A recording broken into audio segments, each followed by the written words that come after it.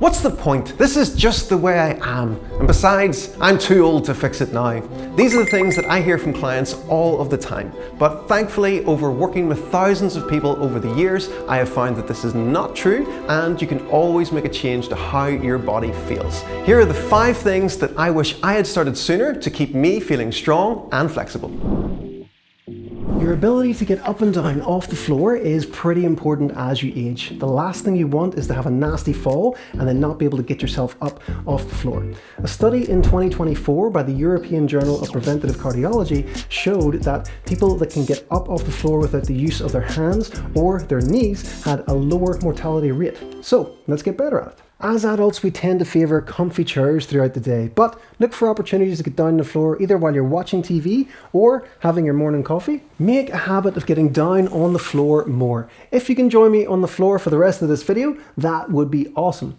The great thing is that while you're down here, you're going to find that you move around a lot more than if you're just sitting in a comfy armchair. So you can start to rotate the hips, you can start to sit up on the heels as well. If you really struggle to get down to the floor, however, use the bottom stair in your house or even a low stool just to try and get your joints into a little bit of a lower position than what you're normally used to. When you get more comfortable at being on the floor, start to practice getting up and down off the floor in as many different ways as you can think of. Use assistance at first, and over time start to use less assistance until you're able to get up and down with ease. One of my favourites to focus on with people first is the 90-90 to bridge, to lunge, to squat drill on both sides. You can also practice standing from a chair, standing from a stool, kneeling to a lunge, 90-90 bridge to lunge, cross leg with assistance, cross leg without assistance, cross leg to a spin, and the sit to squat. Practice until you can do as many of these different methods as you can for 10 reps, and then when you have to get up off the floor once, it's super easy. Studies have shown that your ability to balance on one leg significantly reduces as you age, and this has been linked to an increase in mortality rates.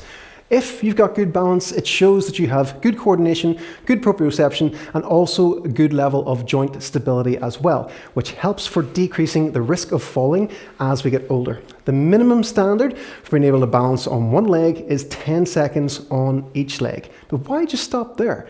Why don't we take things to superhero level?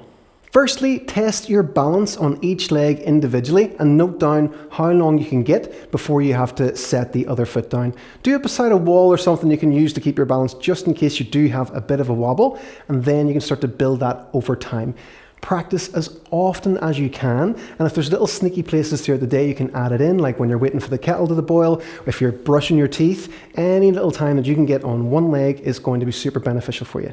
Once you've got the hang of the 10 seconds, build it up to 30 seconds, and then take it even further that you can manage a minute on each leg. And then a drill that I love to start to incorporate when you're at that stage is the stair balance drill, and you want to aim to be able to keep your balance with having less foot to actually work on, helping to stabilize yourself. This teaches all the muscles in your core and your hips and everything to work together. Balance is king. Grip strength has long been seen as a marker for your overall strength, and as we age, just like balance, it starts to naturally decline.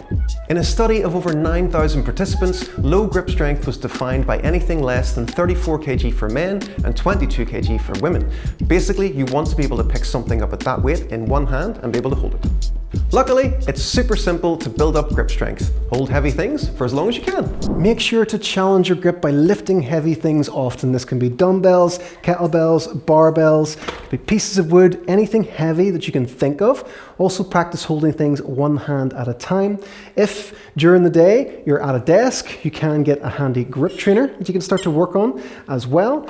And our main goal would be to get you to having a pull-up bar so you can actually practice on hanging yourself. So actually hanging from a bar, this helps to stretch out the shoulders and decompress the spine as well, but it's such a good way to work on your grip strength.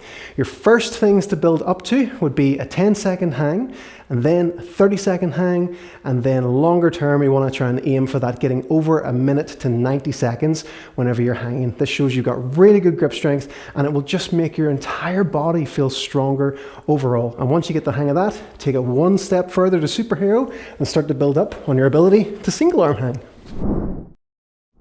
You'd be surprised at how little we move our hips throughout the day. Even if you're super active, a lot of the things that we like to train doesn't include full range joint movement. You can be super strong, be able to run marathons, but if you can barely bend over to pick up the TV remote, it's not a good thing.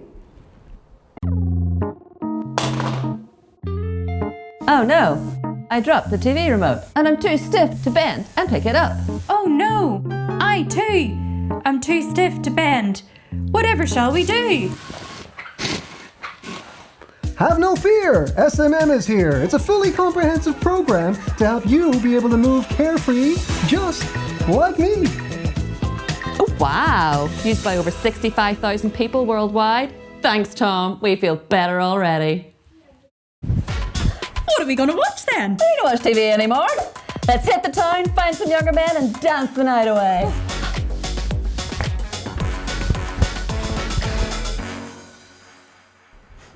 That was remotely funny. Getting good hip mobility in first thing doesn't have to be a big ask. One of my favorite things to do as soon as I wake up is use my bed and help myself down into a nice assisted squat. This way I can get nice and deep into these ranges without even having to hold myself up. Now, if I'm suffering with fatigue or have a flare-up of my autoimmune conditions, I would use the clockwork hips drill. So I would just do one leg at a time, put my leg up and just sink down in and just work on that one side at a time, nice and gently, and support myself. If I'm feeling sprightly, however, getting some more floor time is a great thing. So again, we've got our 90-90 switches, just switching from side to side. So this gives us extra time on the floor, which is a win-win. Just like your hips, you'd be surprised at how little you move your shoulders throughout the day. How often do you really have to put your hands up above your head or turn your head fully left, fully right, fully up, fully down, and fully side to side? The best thing that you can start to work on is keeping a band in your bedroom. This way you can start to make big circles with the shoulders. Shoulders love circles, and this helps to get everything moving and helps to stabilize and strengthen the muscles as well. So I would always do these in the mornings whenever I get up, and it really helps to get everything moving and helps with any kind of nerve compression as well. So a few reps of banded shoulder dislocates and throw some neck movements in there while you're at it as well, and it goes a long way. Even with multiple disc injuries and ankylosing spondylitis, I find that 3 to 5 minutes of movement as soon as I wake up is enough to make me feel better for the rest of the day. The best time to stretch is when you're stiffest, so if you keep practicing doing it first thing in the morning, you will start to wake up feeling ready to move. Try and include as many different elements from this video as you can. For example, you could do a 3-minute routine of 60 seconds of 90-90 switches per side, try and get up and down unassisted, then 30 seconds of balance on each leg. If possible, an upper back stretch or hang for 30 seconds, then do neck stretches for 30 seconds, and then 30 seconds of shoulder dislocates. Remember, the more you move, the better you get at moving. You can't rest long-term pain or stiffness away. Doing daily movement consistently makes such a big difference. Don't fall into the trap of thinking that you need to do big, long, mad yoga sessions to improve your mobility. Stand on one leg, sit on the floor, and make big circles with your shoulders and your hips, and your age will not be holding you back as much as you think. Something that I really love that apparently Clint Eastwood said when he was asked about directing movies in his 90s was, "Don't let the old man in." And I love this concept as an idea that you create a version of an old person, so old man or woman that you don't want to be, and you use that to encourage you to move and do the good things now. So if we take a second now to just visualize what that older version of yourself would look like. What are they incapable of? What are they not able to do? Like, do you have grandkids? You know, you're sitting in a chair, hey, do you want to play? And they're just like, no, can't play with granddad, they're too sore, can't do this, can't do that, want to go on a long walk, nope, can't do it. This awful version that you have lost your physical freedom and your independence. Now visualize yourself as someone, an older person that you admire, someone that does awesome things, even is maybe stronger than you are now, and think of yourself in that way. Hey, do you want to go for a walk up this mountain? Yep, no problem. Hey, want to play with the grandkids? Hey, I'm going to teach you how to do cartwheels. This kind of awesome version of all of the things, take away all limiting beliefs, and what does that person do day to day? What does their stuff look like, their routines? If you want to be able to move more, you got to practice moving now. So if you want to imagine yourself, say at 80 years old, doing pull-ups, you want to make sure you can do as many pull-ups now whenever you're younger as physically possible. Create these two versions of your older self, the one that's incapable of doing the things that you love and the one that is overly capable of doing the things that you love and more. Use it as like a heaven and a hell to run away from and to run towards.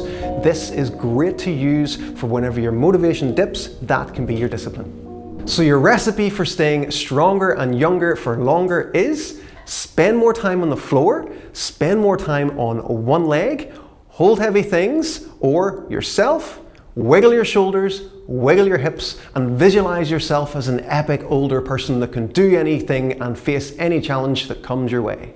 For more structure and guidance on how to reach superhero level, head over to tommorrison.uk and pick up the Simplistic Mobility Method and Stability Builder. I'll see you in the next one.